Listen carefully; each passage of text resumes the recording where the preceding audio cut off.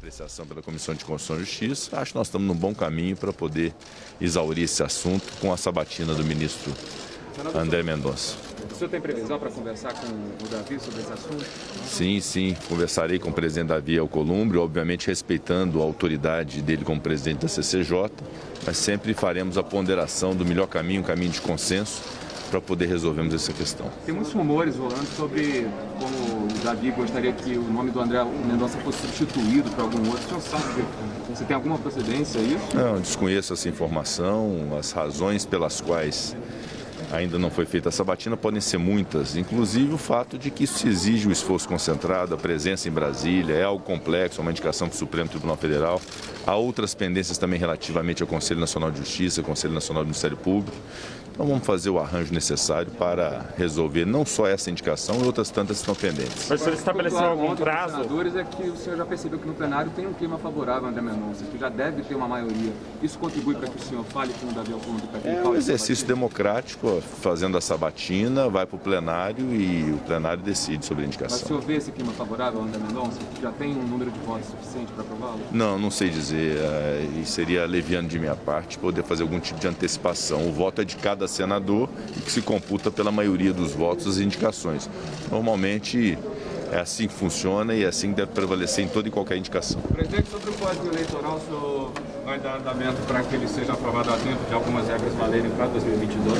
A matéria eleitoral ela está materializada numa PEC que veio da Câmara, que está já submetida à Comissão de Constituição e Justiça, relatado pela senadora Simone Tebet, referente às coligações e outros temas atinentes às regras eleitorais, aos projetos de lei que o Senado já aprovou em julho e que alguns já foram aprovados na Câmara, outros ainda pendentes, nós aguardamos a deliberação, e o Código Eleitoral, que é algo mais amplo.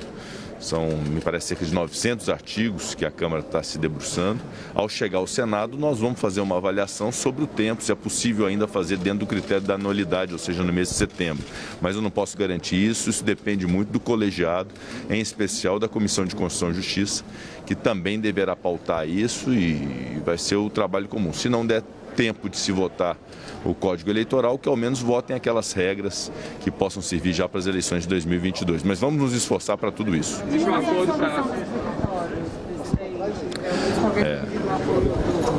Ele tem todo o apoio do Congresso Nacional, nós já manifestamos isso. Recentemente, inclusive, eu e o presidente Arthur Lira estivemos com o presidente Luiz Fux, inclusive na sede do CNJ, que é o órgão que nós estimamos que possa ser um órgão importante para poder fazer a conciliação desse crédito e débito que se materializa nos precatórios. Então, há todo o nosso esforço poder dar essa solução, de alguma forma dar essa solução. Há uma proposta de emenda à Constituição sendo trabalhada na Câmara dos Deputados, nós vamos ver essa e outras alternativas possíveis. O importante é que nós possamos conciliar valores que são fundamentais, que é o fato de que precatório precisa ser pago, porque é dívida e, consequentemente, precisa ser honrado. Ao mesmo tempo, nós precisamos estabelecer um programa social no Brasil para poder atender as pessoas vulneráveis, as pessoas de baixa renda, as pessoas que estão com dificuldade, sobretudo em função da pandemia, para poder ter esse socorro do Estado através de um programa social do Bolsa Família ou qualquer programa assemelhado ao Bolsa Família, e todos esses conceitos dentro do teto de gastos, ou seja, a responsabilidade fiscal é algo que deve imperar no Brasil, que nós temos que ter muita atenção. Então, é tentar conciliar esses três conceitos, que todos os três são muito importantes, em especial essa ajuda às pessoas mais carentes através do programa social. Você acredita que essa pauta consegue ser vencida aqui até quando? Eu acredito que para breve, né? Nós vamos nos debruçar aí na próxima semana para dar uma solução definitiva a essa questão dos precatórios. Isso é fundamental que aconteça no Brasil, até para que a gente possa enfrentar os outros problemas, porque problema é o que não falta, né? Nós temos que resolver um hoje, resolver outro amanhã e assim sucessivamente. O mecanismo para o Código Eleitoral seria pegar os trechos que dizem respeito a 2022 e votar uma urgência, alguma coisa do tipo? Desculpe, não entendi. O mecanismo para acelerar o Código Eleitoral, o senhor falou de votar a parte que diz respeito a 2022, seria aprovar uma urgência e levar direto ao plenário? Não, são três situações diferentes. Uma é a PEC, que veio da Câmara, que está na CCJ, referente às coligações. Ela tem interesse em matéria eleitoral e essa deve ser apreciada pelo Senado a tempo, ainda em setembro, aprovando ou rejeitando. É importante que se aprecie a PEC que foi concebida pela Câmara dos Deputados e já votada na Câmara dos Deputados. O segundo são os projetos que nós aprovamos em julho, referentes às sobras eleitorais, à quantidade de candidatos, à inserção de publicidade em rádio e TV de partidos políticos, aquela cota das mulheres também, são temas que nós apreciamos no Senado e que a Câmara também deverá apreciar. E a terceira situação é do Código Eleitoral, que tem uma complexidade muito maior.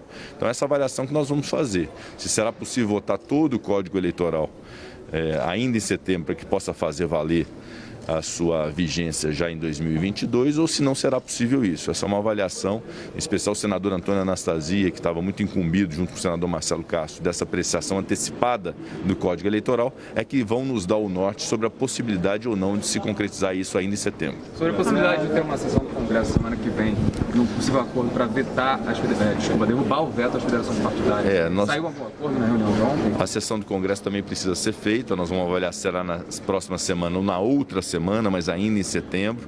Não só esse veto das federações, há outros temas também importantes a serem tratados nas sessões do Congresso, inclusive os PLNs, e nós vamos dar toda a atenção a isso para também realizar ainda no mês de setembro a sessão do Congresso Nacional. E não há ainda uma definição, isso caberá aos líderes partidários da Câmara e do Senado para na sessão do Congresso avaliar a derrubada ou não do veto referente às federações.